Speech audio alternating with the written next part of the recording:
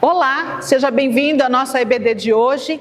Vamos abrir as nossas Bíblias no livro de Provérbios, no capítulo 21, e desfrutar das orientações dos sábios, das instruções do sábio neste capítulo. Versículo 21 diz assim: como ribeiros de águas, assim é o coração do rei na mão do Senhor. Este, segundo o seu querer, o inclina.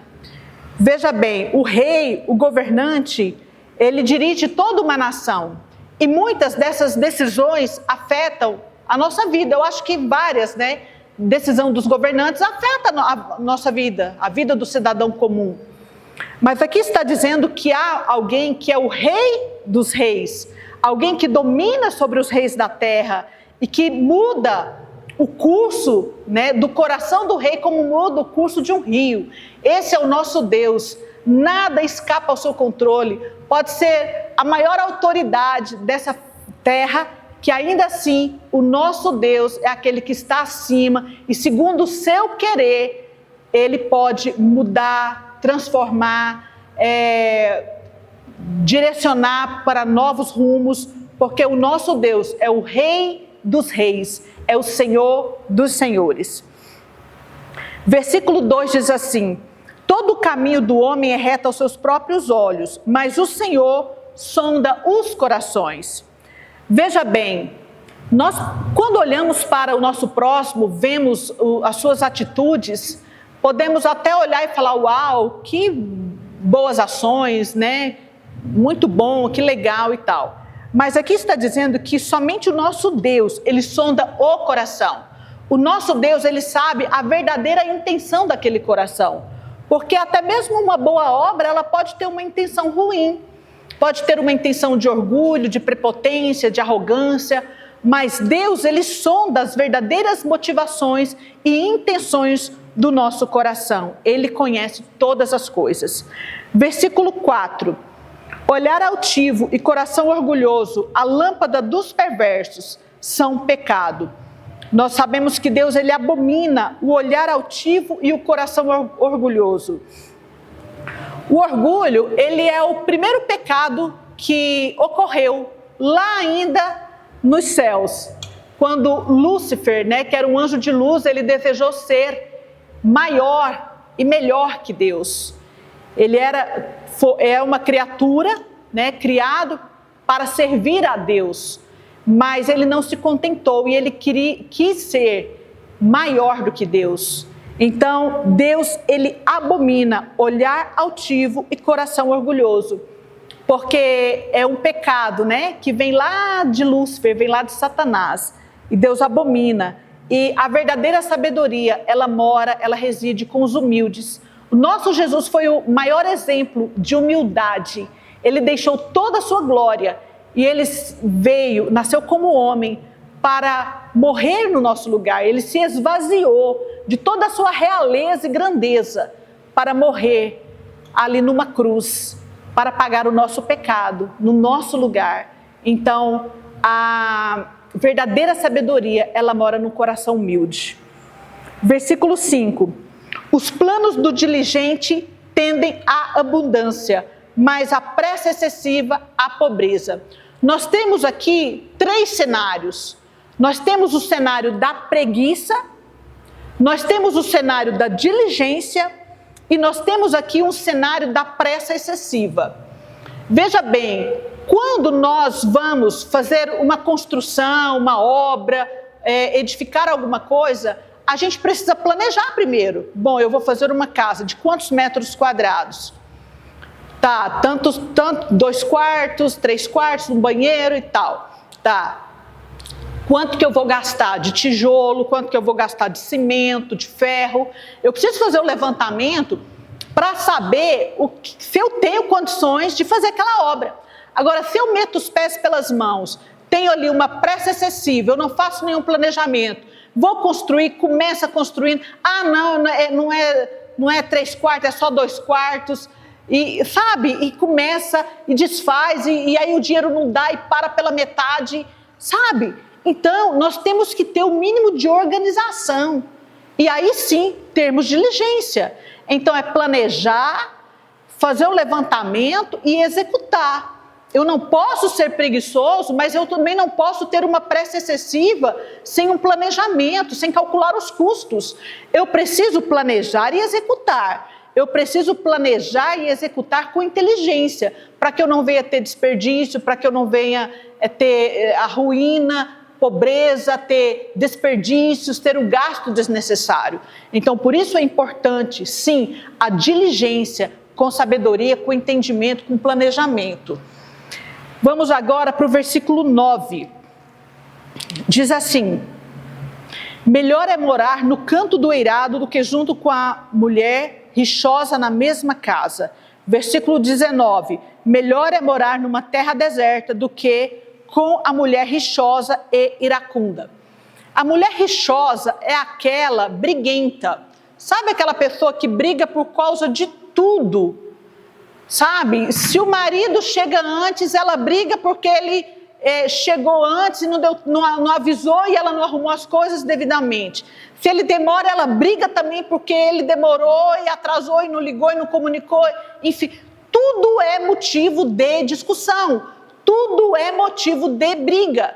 Gente, como é ruim nós vivermos num ambiente assim, num ambiente hostil, num ambiente cheio de discórdia, de confusão, de discussão. Como é bom ter paz. E aqui a Bíblia faz esse comparativo. É melhor morar num deserto. Você já parou para pensar como é morar num deserto? Ser um beduíno, né? Aquelas pessoas que andam no camelo lá no deserto. No deserto, de dia, o calor é mais de 40 graus. Aquele sol causticante. Quase você não acha água. O deserto à noite é um frio que chega a 0 graus. Então o clima é extremamente, nos extremos, ou muito calor ou muito frio. É muita areia no seu olho, é muito sol na sua cabeça. Ou seja, é um local extremamente desconfortável de se habitar. Mas ainda assim é melhor morar nesse deserto do que morar junto com a mulher rixosa, briguenta, iracunda. Por quê? Porque, gente, a paz não tem nada que pague um coração em paz. Que os nossos lares possam ser inundados de paz, de bênção, de lugar que seja aconchegante, que seja um local agradável, que o nosso marido e os nossos filhos possam desejar voltar para casa quando estiverem fora de lá. Que eles possam ter saudades de casa, que nossa casa seja esse lugar convidativo e agradável. E aí, mulherada, se a gente não sabe o que falar, é melhor fechar a boca, tá? Se a gente não sabe o que dizer, se o que vai falar vai incendiar uma briga, vai deflagrar uma briga, vamos ficar calada, é melhor o silêncio, né? Porque ainda haverá paz no silêncio. Então a Bíblia nos diz que nós possamos aprender essa sabedoria aqui do livro de Provérbios. Quanta riqueza, quantos tesouros escondidos nós podemos garimpar aqui no livro de Provérbios. Versículo 23 diz assim: o que guarda a boca e a língua, guarda a sua alma das angústias. Às vezes a gente se fala demais, a gente acaba se metendo em problemas, se metendo em confusão, falando o que não deveria, mas quando nós moderamos os nossos lábios, isso é um sinal de sabedoria. Quando nós guardamos a boca e a língua dentro dessa boca, nós estamos livrando a nossa alma de angústias. Por isso o salmista, ele orou a Deus e pediu: Senhor, põe guarda, põe vigia na porta dos meus lábios. Que essa seja também a nossa oração neste dia hoje. Pai, põe guarda nos meus lábios. Não deixa eu falar o desnecessário. Não deixa eu falar aquilo que vai me meter em problemas, mas que eu venha falar aquilo que seja para edificação, para consolo, para remédio, para edificação, para bênção na vida do meu próximo. Que seja assim conosco. Versículo 25 diz: o preguiçoso morre desejando, porque as suas mãos recusam trabalhar. Veja bem, o preguiçoso, ele tem desejos, ele tem vontades, ele quer muitas coisas, Ele até fala dos seus sonhos, dos seus projetos, ele até fala do que ele almeja, porém, ele tem desculpas, inúmeras desculpas para não fazer o que tem que ser feito. Ah, não vou estudar não, estou cansado. Ah, não vou estudar não porque é trabalhoso. Ah, não vou ler não porque é muita coisa. Ah, não vou ler a Bíblia não porque ela é muito grande. Gente, é uma página de cada vez. Tem gente que pergunta, né, como é que faz para ler calhamaço? Como é que faz para ler a Bíblia que é tão grande? Bom, em primeiro lugar, eu vou dar o tutorial, tá? Você abre a Bíblia, começa na primeira página, lê o capítulo 1, lê o capítulo 2, lê o capítulo 3. Ok, fecha a Bíblia. No dia seguinte, você abre de novo e dá continuidade. E assim sucessivamente. Em um ano você vai ler a sua Bíblia toda, de capa a capa. Então, não recuse o trabalho, não queira ser poupado da tarefa. Nós fomos criados para trabalhar. Desde antes do pecado, o Adão trabalhava no jardim, ele cuidava, ele guardava, ele lavrava, ele zelava de tudo ali da criação de Deus. Então o trabalho, ele é bênção, sabe, queridos? É tão bom quando a gente tem os nossos objetivos e a preguiça não nos vence. Seja a arrumação de uma casa que chega no final, você olha para trás e fala, uau, valeu a pena, tudo limpinho, que delícia. Seja um livro que você começou e você foi página por página, você chegou ao final, você falou, uau, valeu a pena, como eu aprendi, quantas verdades transformadoras eu aprendi nessa leitura, como é bom. Então, vamos desejar, mas vamos colocar as mãos na massa, vamos ir avante, vamos trabalhar, vamos semear, para que nós possamos colher também. Versículo 30 diz assim, não há sabedoria nem inteligência, nem mesmo conselho contra o Senhor. Nós precisamos entender que Deus, Ele é a fonte de toda a sabedoria. Quando nós colocamos as nossas vidas nas mãos do Senhor, para que Ele nos direcione, nós precisamos ter a certeza de que o caminho pelo qual Ele vai nos guiar é o melhor caminho. A vontade de Deus, ela é boa, perfeita e ela é agradável. Não tem um segundo plano, um plano nosso que seja melhor do que o plano de Deus. Não há. Não questione a Deus pela direção que Ele está dando na sua vida. Não se insurja contra Deus, não se revolte contra Ele, porque o que Ele faz é o melhor para nós. Quando nós falamos, poxa Deus, eu não entendo os teus caminhos, eu não concordo, é como se eu estivesse dizendo para Deus, Pai, o Senhor não sabe o que faz. Quanta petulância da nossa parte. Deus, Ele sabe exatamente o que faz, porque Ele tem descortinado na frente dEle o passado, o presente e o futuro. Nós temos diante de nós só o passado que já passou e não cabe nós mais mudar, e o presente que estamos vivenciando agora.